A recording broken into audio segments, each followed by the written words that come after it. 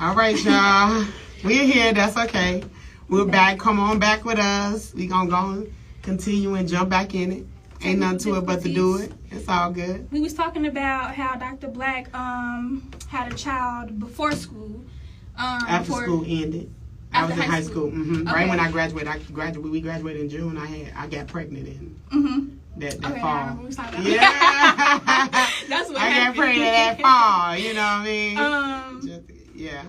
And let me adjust this camera real quick, y'all. Sorry. That's all good. Technical difficulties. How y'all doing? How y'all doing? We here. Don't worry. It's the end of the year, you know. There we go. Nothing to it but to do it. We back. Okay, so after high school, what was it like having, were you a single mom? Yes. What was it like being a single mom and then not wanting to get your education but being a trick? I was a single mom when I entered higher ed. Oh, I was a non-traditional student. I was like 20-something when I started. Wow. Mm-hmm. Like literally, I didn't start right out of college. College was not my thing. Oh, my daughter was 7. Oh my gosh. What? I was non-traditional. First gen wasn't even a word. Right. Not being non-traditional. I'm gonna come in the camera so you can see. Being non-traditional was the thing. Like non-traditional students coming in that's not fresh out. Traditional student is considered, and then let me say this because we're using words and language, but traditional student is students who graduate high school and come straight out of high school. Okay. That's what's a non-traditional student is. They don't come straight out of high school. So I was a non-traditional student. I think I was probably like 27, 8. Yeah. With a 7-year-old. Nice. Yeah, my baby was like, she was like, my baby was, I was 20. If my baby was 7, she was 8, and I was 28. Yeah. So what did that look like? Like, it was hard because that's how I entered. That's that whole conversation about being at the community college. Remember, I was like, I got a baby. You don't work, you don't eat. You trying to get me to go to school. I'm trying to get a job. Like, you got a job. And then at that time, my mama felt like, you should be going to school full-time. You should be going to school part-time and working. Because if you don't work, you don't eat. So we had that concept. We have a strong family, strong bloodline, and working and things like that. So that was our concept. So that was I was a non-traditional student entering college. Non-traditional. So how important was the community on campus when it came to navigating as a freshman student or non-traditional student at the time? Like, did you have a lot of community? Did you find just you and you by yourself, or like what did that look like? To be honest, I feel like it has progressed more in that concept of community because when I was going to school, it wasn't common to like take kids in your class and stuff like that. Yeah. We wasn't, you had certain teachers that allowed, but it wasn't allowed. Was in class with you? Yeah. Nice. For the teachers that allowed me, and then for those, and what I did was my baby was the husky. They call her the baby husky for the college because I was like, although people was mother, that concept of bringing your kids to campus, and she always been a part of my experience, my college life. That's dope. Because my prayer was that that I didn't, that my house didn't suffer while I was trying to be better. So I included her in everything. And so what happened was at the Center for Black Studies, shout out to Zetas and Greek, but they looked out for my baby in the Center for Black Studies. All the Greeks used to be there, people used to be there, GAs, student workers, and so they would look after my daughter. My daughter actually interned for one of the summers with them as like their office person while I did class. Yeah. So they looked out for her. Shout out to Dr. G, Mama Curry, James, Farouk. It was a lot of people. They used to battle my baby. Like we would have events and stuff, and the dance teams would be battling her because she liked the dance, and so they would battle her. And so that was her community. That's dope. If nothing else, for me, I was like older, non-traditional. They was younger. They looked up to me as a non-traditional person.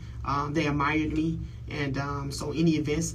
Also, Dr. Smith. They call him Smitty. Shout out to him. But they looked out for my baby. My baby was good. They would always speak life up into her. That's good. The Zetas would, every year they would do the backpack giveaway, supply giveaway. They would always put her backpack away. We would always go and they would make sure she had school supplies and things like that. So that was my community. A lot of people don't know that, but there was community. People always say, why you didn't go Greek? But Zetas, they was very supportive to me and my daughter, like family. That's what's up. They babysitted her and different things like that when I had class.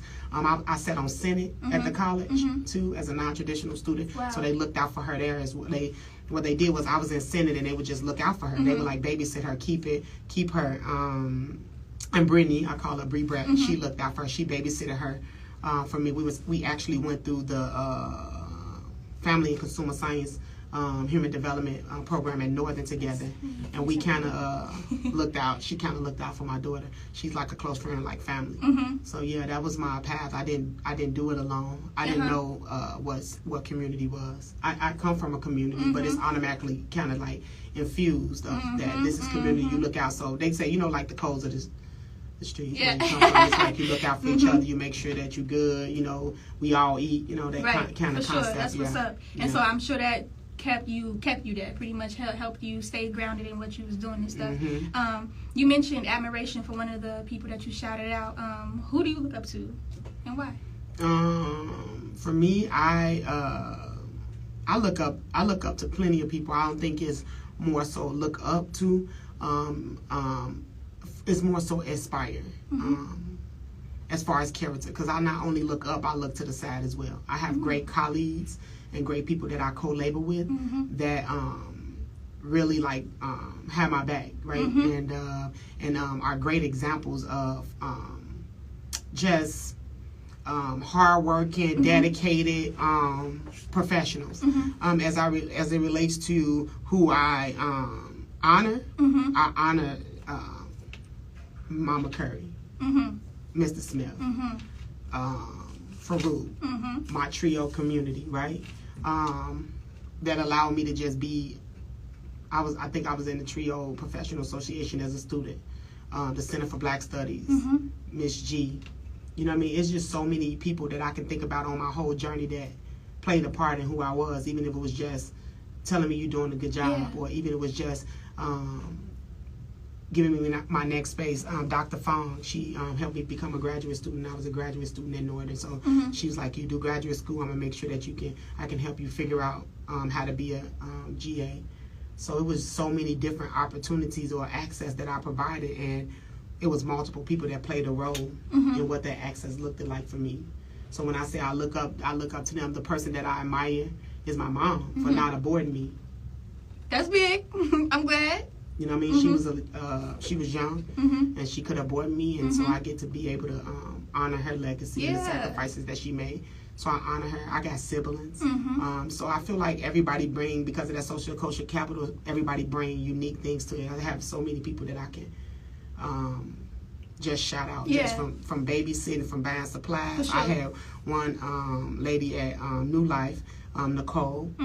She would send a box of clothes for my baby through the mail. She would just go, and she doesn't have kids. She would go to Children's Place and buy clothes. They would have this sale, and she would just box over all this. That's so sweet. Yeah, so when I think about it, it brings tears, because, you know, a lot of times people think you're successful, but they don't think about your journey. In your community. Do you so many still people keep that in was contact with them? Yeah, and it's like, you know, for me, they play a big part of my why, and I do understand that everybody has their own life, and I think that, you know, telling them that I admire them, I don't think they understand how much. I think there's a lot of people that know more about you prior, and they able to respect where you are right now. I don't think people who see you right now get to always honor you or respect you in the work that you do, because they didn't see how you got here. It's you always that person looking up, like, I aspire to be this person. I was that person. I looked up like, one day I'm gonna be somebody that make that impact as well. And so it was so many different things that people did that it didn't even it just was a relief, right? One thing that I wasn't able to do, or by them sending that consistently, it was consistently. I was able to use that money for something else, because I didn't have money, right? Because I was getting on my feet, going to school, trying to be better. So that's what's up. Real inspiring. That's what's up. What would you say is one of your biggest accomplishments? One of my biggest accomplishments, you know, I have a lot. I've accomplished a lot. I've excelled in a lot, but I had my slashes for it as well. My biggest accomplishment was just making it. You know, was just making it. You know, I said in everything, there's always a shift. So, becoming Dr. Black and the work that I came through there, being president-elect, my greatest accomplishment is being a mother. That's because you know, when I had my daughter, it was so much going on around me. I didn't even know. I just wanted to be wanted to be better for her, and I didn't know what that looked like. So my prayer was always to make sure that I could get her to 18. Yeah, you know what I mean? 18. People was dying every day. So when I did that, that was huge for me. Yeah. So that would be my greatest accomplishment. My greatest accomplishment is being a mother and being able to say that God kept His promise to me. Yeah. That's what's up. Kudos to you, because you did that, and you're continuing to do that. Yeah. Speaking of President C, she kind of humble y'all. We got to remind her and staff that this is the president of TRIO, President-elect. How does that feel?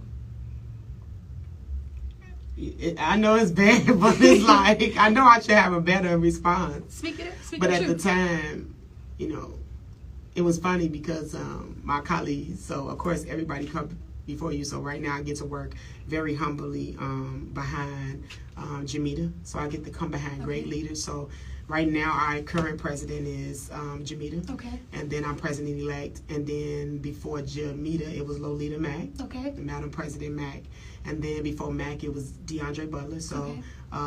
And then before that, it was actually it was not Lolita, but it was I gotta get that name right. It's not on the tip of my tongue, but I mean it's off the tip of my tongue. But the TRIO community has played an instrumental part in my life. When I was a student, I was a non-traditional student. I was in TRIO, and because I was non-traditional, my path was different, right? So they was having things, and it was just like I needed something. And I remember walking up to the board, and it was like, oh, you could be a member. So a lot of people don't know that you could be a student and a member of TRIO, right? And so I paid my own membership to be a part of that, and I paid my own way to go to the conferences for TRIO. And I wasn't a professional, I was not working there. Right. But the community and the professional development and the cultivation that happened there, I'm like, this is what I need. So I walked in there. And so I just stayed a part of the association, and then I ended up working for TRIO. And then the institution paid for it, then I became the director, and then I became the president-elect, right? You see what I'm saying? So that's what I'm saying. So my feeling at the day was, it was emotional, because when President Mack said, you know, Dr. Black, like, this is a long time coming, and that's just that whole thing. It was at that moment when she said my name, and it was time for swearing in, that it was like this relief to now carry the one thing that helped to give life. Can y'all imagine that? Being in a program for that long, that's helped you for that long, and then becoming the president, like... Yeah.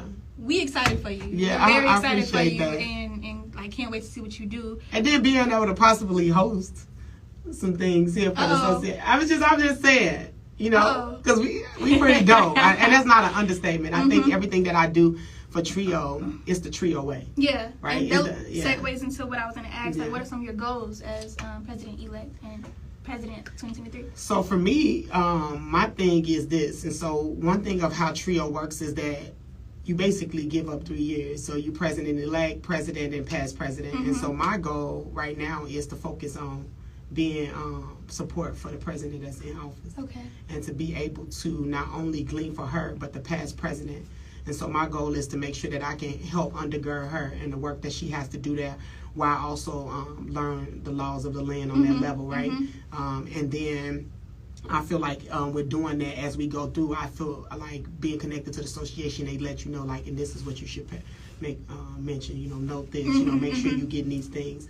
I think as a great leader is being able to be a follower, right? Yeah. I'm a servant leader before anything, and so my goal is to make sure that you can shine in your year, and then to prepare me for my year. Yeah. Sure. And so for me, my thing when I ran was just basically being positioned to win, and I think that's something about TRIO on every level, where is we got local, state, regional, and national.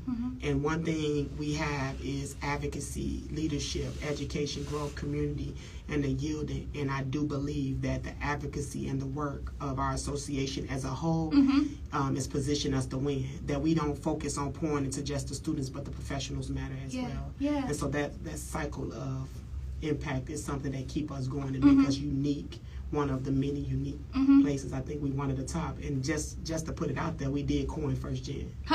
We coined First Gen. Oh, okay. So that came from, we were doing it before it was a thing. Gotcha. Now it's a thing. It's a vibe now. But before it's a vibe, it was something that actually was released in initiative for COE. And that's one thing we talk about is making sure that we can get behind the work. Because sometimes people run off with the work that you put in. They run out. Yeah. But somebody had trailblazed that work, so we did coin first gen. That was something that came out of our association. That's dope, real dope. One of the questions that I have, like, you have done so much, you have accomplished so much. When you look back on all your accomplishments and your successes and things, what do you feel inside? Like, it must be like an immense feeling of something. What is that feeling? It's immense. For me, it's so many different feelings, but the one that I'm overwhelmed with emotions and like gratitude that I will be chosen, right? Because I mean, yeah, I have it, but somebody had to believe in you. Yeah. Right? People, in order for you to be successful in anything, people have to believe in your abilities. Sure. Sometimes they don't, and you still just be successful anyway. And they eventually get on track after. You know what I mean? They don't always want you to win. But I think for me, that one word, if I had to give out a word, would it be, it would just be honor. Okay. And an appreciation for myself. Because just like you appreciate other people, you have to take time to like soak it all in. For sure. Right? Because there's so much that we do. It just becomes second nature, right? And so I have to be honest, many times in my journey becoming Dr. Black and things like that, my staff has been like, look, no, you have to circle back like you did the president, or you Dr. Black, or you did things, and have to remind me that don't brush over that. I even had a colleague, shout out to Dr. Platt, we was in there, she like, why your signature don't have your degree on it? And in my mind, I'm like, I just never changed it. Yeah. She like, no, you worked hard for that. Okay. So I think sometimes being in a community with people, sometimes they have to sit and remind you, and sometimes check you to revisit the fact that's an honor. Yeah, that's that you need to lead with your successes. And sometimes, people mistake your success and your excitement for success as pride or arrogance. Yeah.